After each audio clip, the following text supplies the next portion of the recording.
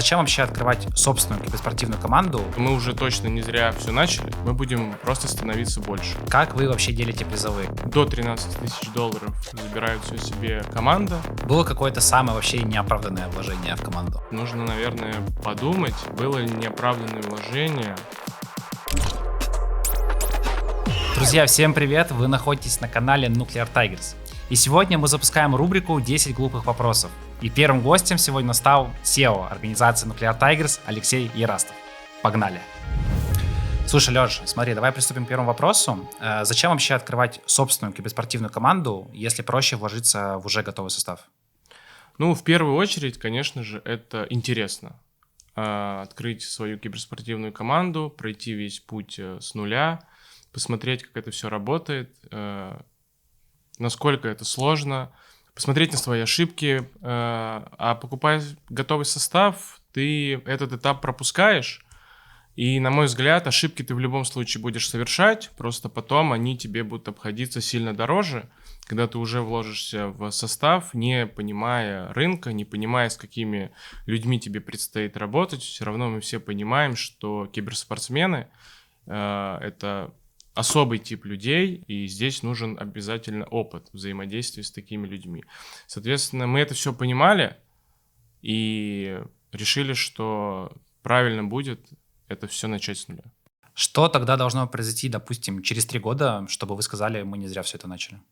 Ну, я могу сказать, что мы уже точно не зря все начали, уже сейчас. Ну, а через 3 года я считаю, что у нас добавится трофеев, мы станем более узнаваемым как бренд, и, конечно же, мы можем сказать, что мы не зря все начали, когда вокруг нас будет столько болельщиков, столько небезразличных людей. А Nuclear Tigers для тебя это больше сейчас как команда, медиа-бренд или все же бизнес? Это в совокупность всего того, что ты назвал. Конечно же, это команда для души, не только для меня, но и для людей, которые очень близки к проекту, потому что создавалось это все действительно с душой, с любовью. Конечно же, это уже и бренд стал, чему я безумно рад. Ну и, соответственно, когда у тебя бренд начинает набирать обороты, ты уже воспринимаешь это как бизнес. В будущем к нам будут приходить партнеры, соответственно, бренд будет развиваться, мы будем просто становиться больше. Тогда смотри, если вдруг нельзя будет сохранить все это вместе, что выберете вы? Результат, бюджет или медийность? Я думаю, что не получится что-то из этого выкинуть, что-то из этого убрать, потому что все это очень сильно взаимосвязано. Поэтому, отвечая на этот вопрос, сохраним все. Супер. Давай немножечко затронем тему финансов. На что команда тратит больше всего денег? Это, может быть, игроки, буткемп, какие-то, может быть, переезды, еще какие-то вещи. Куда, организация тратит больше всего денег? Ну, в первую очередь, конечно, это игроки. Это там наши 2 состава, это основной академический. Если у нас период, когда нам нужен буткемп, конечно, на него, ну и на буткемп нужно приехать, с него нужно уехать, это тоже наши расходы. Еда для игроков, опять же, поездки на турнир — это тоже отдельная статья расходов. Говоря о расходах, я думаю, что они интуитивно понятны даже наблюдателю, что в целом все статьи, которые ты назвал, они в разный период времени занимают разное количество бюджета. Соответственно, всегда тратим на все. Тут всегда на все. Окей. Было какое-то самое вообще неоправданное вложение в команду? Хороший вопрос. Нужно, наверное, подумать, было ли неоправданное вложение. Наверное, нет. Могу сказать, что не было каких-то вложений крупных точно. Это вот 100% могу сказать. Также у нас, если мы смотрим даже по нашему составу, да, мы можем вспомнить, какие у нас были изменения, даже самые крупные, когда к нам пришли в период сразу 3 игрока. Это Микус, это Рейган и Зика. Это были трансферы, не у всех, но они были, но я могу сказать, что вложения были небольшие, и, на мой взгляд, ребята точно окупили это все своей игрой. Если мы говорим сейчас про какие-то Большие траты — это игроки, это буткемп, но да, буткемп в Токсово действительно у нас это была отдельная большая статья расходов, но, на мой взгляд, он окупил себя сполна. За 1,5 года команда на нем выросла от команды, которая играла в Есею, Advanced, до команды, которая поехала на Морковкин лан в Москву, это был Ландалан, 3-й, и тогда мы как раз-таки сделали самый большой буст в нашей истории команды, получили ВРСки, там играли и с Parivision, и обыграли там Немигу, и после этого как раз про нас и заговорили. Поэтому здесь, конечно, тоже я не могу это ни в коем случае назвать необоснованной тратой. Необоснованных трат в организации не было. Раз мы с тобой затронули такую тему финансов, парни недавно выиграли Нодвин, получили за это призовые. Возникает вопрос, как вы вообще делите призовые? Забирает ли что-то организация или все уходит парням? У нас есть система, которая распределяет призовые в зависимости от того, сколько команда выиграла. До $13 тысяч забирают все себе команда. Если мы выиграли больше $13 тысяч, 40 забирает организация процентов, 60 мы отдаем команде. Ну, соответственно, там 5 игроков и тренер, это по 10% они себе забирают с призового фонда. Вот такие. Кстати, ты затронул еще тему буткемпа в Токсово. Вообще, можешь поподробнее про это рассказать, как это было? Достаточно неожиданное, я бы сказал, решение, что молодая организация позволяет себе сделать такой достаточно длительный буткемп. Что ты скажешь про этот экспириенс спустя год? Я могу сказать, что это было одно из самых интересных, наверное, воспоминаний, впечатлений в моменте. И сейчас, вспоминая о нем, у меня только положительные эмоции. Во-первых, у нас был отличный дом, на мой взгляд. Все локацию, и так понимаете, это был Токсово, недалеко от Питера. Большое спасибо человеку, который нам его сдал. Алексей, привет. Вот, это было действительно очень классное время, в первую очередь и для нас, потому что тогда мы только заходили на этот рынок и не знали, не понимали, как еще какие-то вещи работают, но точно в какой-то момент поняли, что такой молодой команде нужно место, где они могут собраться и думать только о Counter-Strike. Мы спросили, естественно, там мнение у них, все были за, все были заряжены, тогда еще был первый состав, но потом он там на БК трансформировался уже во второй. Очень много всего мы там узнали о команде, об игроках, то есть я думаю, что мы как менеджмент очень сильно тоже выросли, я и Паша, и сейчас уже Вика, она тоже была на буткемпе, просто в другой роли. Узнали интересную какую-то для себя информацию, как работать вообще вот с киберспортсменами, наверное, это так сказать, да, на что обращать внимание, и я думаю, что тот опыт, который мы получили для себя, мы его даже до сих пор применяем в своей работе. Поэтому буткемп в Токсово это было одной из, наверное, лучших наших практик. Соответственно, сейчас вот приоткрою такую, наверное, небольшую там тайну, новость, что мы сейчас тоже будем собираться на буткемпе.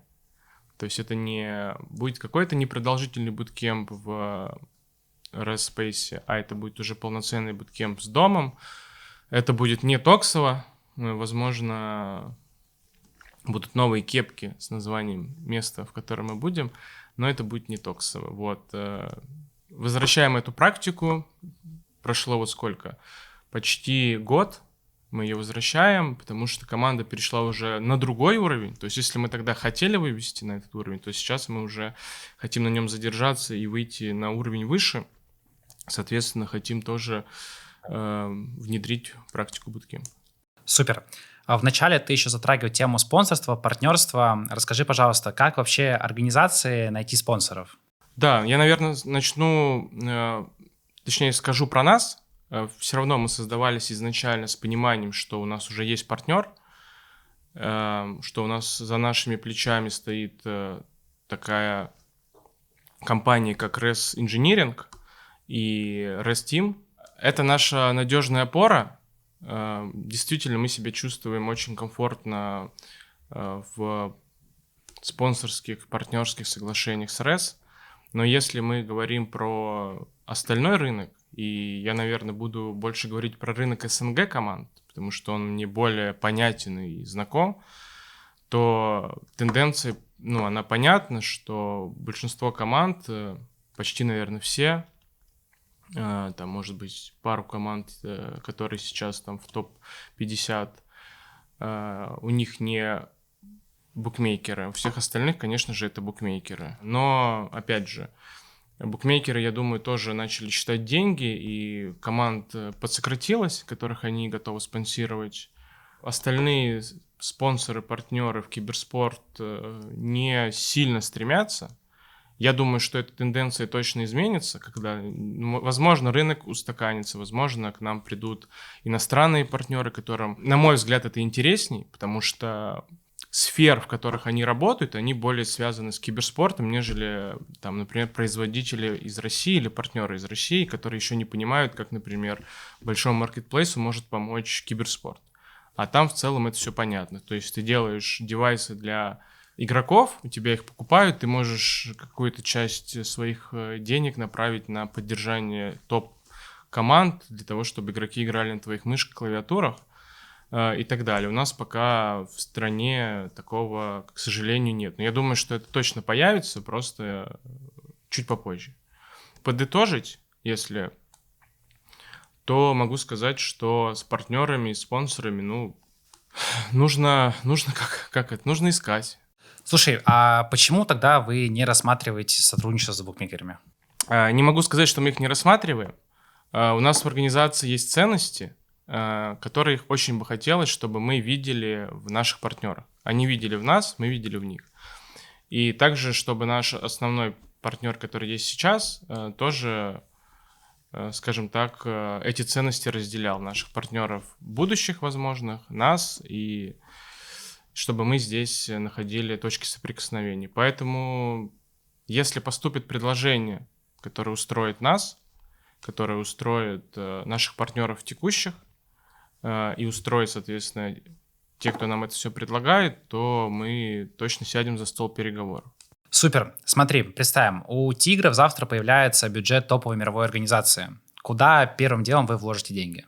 Если у Тигров появится бюджет, да, топовой организации, я бы открыл новые направления. Я бы точно ничего не менял в текущем составе ПКС, в академке, потому что те процессы, которые мы наладили, которые у нас работают, они, да, понятно, что всегда должен стремиться к лучшему, но, на мой взгляд, они работают так, как мы бы хотели. И сейчас внедрять в них только потому, что у тебя появились деньги какого-то человека, какой-то новый процесс. Тут же тоже можно это рассматривать не только с точки зрения того, что ты можешь кого-то купить, какого-то игрока, ты же можешь там еще и какие-то процессы изменить благодаря тому, что у тебя появились деньги. Да, я бы этого точно не делал, а вот открыть новую дисциплину, это было бы интересно.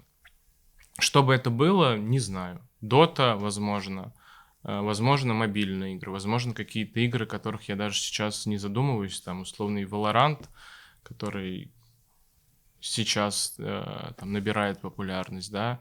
Я могу сказать точно, что я бы не трогал то, что есть, но я бы пошел там, где нас еще нет, и развивал бы именно это направление. Какой самый дорогой управленческий урок у тебя был, после которого, может быть, ты что-то делаешь уже по-другому из-за этой ошибки? Конкретного урока не было, но могу сказать, что, наверное, если собрать весь тот опыт, который я получил, я могу сказать, что урок именно взаимодействия с этим комьюнити, с этим рынком, это вот самое ценное.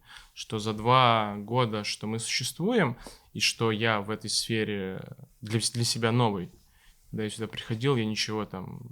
знал, конечно, о киберспорте, очень поверхностные знания. Сейчас, конечно, ты и в взаимодействии с людьми углубляешься, и у тебя больше контактов, ты больше понимаешь.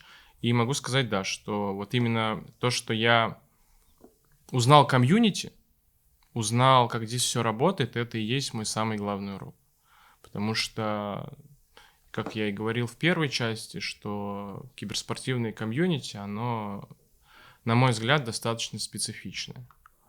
Это не хорошо и не плохо, Просто, киберспортсмены — это люди со своими требованиями к жизни.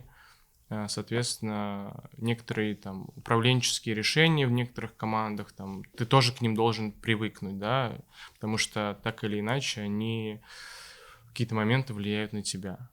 И вот здесь точно могу сказать, что брони стало больше, и на какие-то решения, которые может быть, год или два, тем более 2 года назад меня бы заставили выйти из себя, то сейчас нет. Давай немножечко подвигаемся в медиапространстве. Что никогда вы не будете делать ради хайпа, даже если это будет собирать множество просмотров? Вообще, отвечая на этот вопрос, я бы, наверное, сказал, что мы в целом, наверное, ничего не сделаем ради хайпа, так же, как и наоборот. То есть тут, опять же, про ценности. То есть если это соответствует нашим ценностям, мы достаточно гибкие. То есть нет такого, что залетел тренд, и мы его не можем повторить. Да нет, конечно, можем.